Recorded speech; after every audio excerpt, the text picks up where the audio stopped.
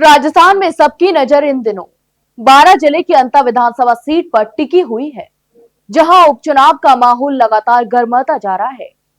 तो वहीं कांग्रेस द्वारा वरिष्ठ नेता प्रमोद जैन भाया को उम्मीदवार घोषित करने के बाद से ही इलाके में विरोध की आवाज भी गूंज रही है।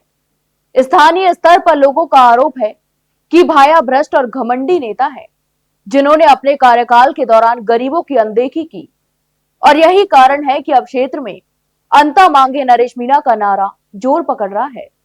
सोशल मीडिया से लेकर गांव तक अब यह चर्चा जोरों पर है कि प्रमोद जैन भाया को टिकट देना कांग्रेस की बड़ी भूल साबित हो सकती है।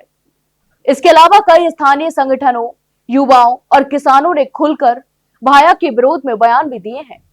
उनका कहना है कि अगर यह नेता फिर से जीत गया तो गरीबों और किसानों के लिए परिस्थितियां और कठिन हो जाएंगी।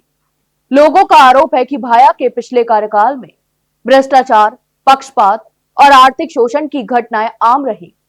स्थानीय लोगों के मुताबिक भाया ने कभी अंता की असली समस्याओं की ओर ध्यान नहीं दिया।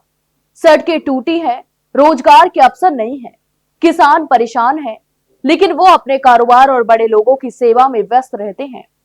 तो वहीं भाया के विरोध के साथ ही अब नरेश मीणा के समर्थन में एक नई लहर देखने को मिल रही है। नरेश मीणा के समर्थक लगातार अंता मांगे नरेश मीणा अभियान चला रहे हैं। यह नारा अब केवल सोशल मीडिया तक सीमित नहीं रहा है, बल्कि गांव में रैलियों, बैठकों और नुक्कड़ सभाओं में भी गूंजने लगा है।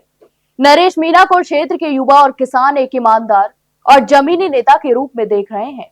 उनका कहना है कि नरेश ने हमेशा जनता के मुद्दों पर खुलकर आवाज उठाई है, चाहे वह कानून व्यवस्था का मामला हो, किसानों की परेशानियां हो या सरकारी लापरवाही। राजनीतिक जानकारों का मानना है कि अंता उपचुनाव इस बार बेहद दिलचस्प होने जा रहा है। कांग्रेस जहां अपने पुराने और प्रभावशाली चेहरे भाया पर भरोसा कर रही है, तो वहीं पार्टी के भीतर असंतोष भी बढ़ता जा रहा है। दूसरी ओर बीजेपी को उम्मीद थी कि कांग्रेस के अंदरूनी कलह से उसे लाभ मिलेगा, लेकिन नरेश मीणा के स्वतंत्र रूप से मैदान में उतरने से मुकाबला अब त्रिकोणीय मुकाबला बन गया है। राजनीतिक जानकारों का मानना है कि अगर अंता मांगे नरेश मीणा की मुहिम इस तरह बढ़ती गई तो यह कांग्रेस और बीजेपी दोनों के लिए चुनौती बन सकती है।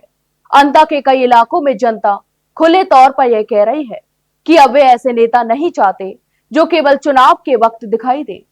लोगों का कहना है कि भ्रष्ट नेताओं से अब मुक्ति चाहिए। हमें ऐसा प्रतिनिधि चाहिए जो जनता के साथ खड़ा रहे। जैसे जैसे 11 नवंबर को उपचुनाव की तारीख नजदीक आ रही है, वैसे वैसे प्रमोद जैन भाया विरोधी माहौल और नरेश मीणा समर्थक लहर तेज होती जा रही है।